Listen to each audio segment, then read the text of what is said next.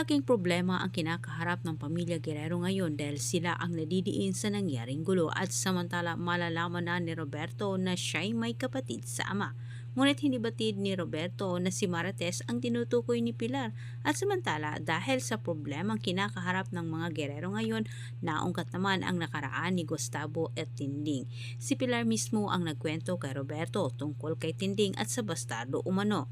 Sinusulsulan pa ni Pilar itong si Roberto sa dapat nitong gawin, kailangan umano nilang maunahan itong si Gustavo na makita itong si Tinding sapagkat tuluyan ng mawawala sa kanila ang lahat. Dagdag pa ni Pilar, kailangan umano nilang makita si Tinding sa lalong madaling panahon bago umano maungkat ng mga Montenegro ang nakaraan ni Gustavo dahil ikakasira umano nila ito.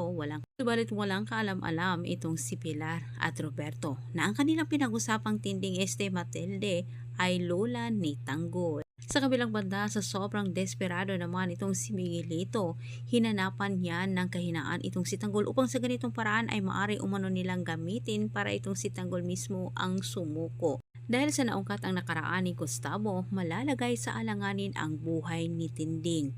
Samantala si Tinding napag-isip-isip nito kapag papatagalin pa umano niya na hindi masabi kay Marites at Tanggol ang buong katotohanan, maaring si Tanggol umano mismo ang makakatsugi sa sarili nitong kadugo, si Gustavo. Pinaghahanap ni Rigor itong si David, hindi niya ito mahagilap, wala siyang kamalay-malay, nasa mansyon na ito ng mga Montenegro.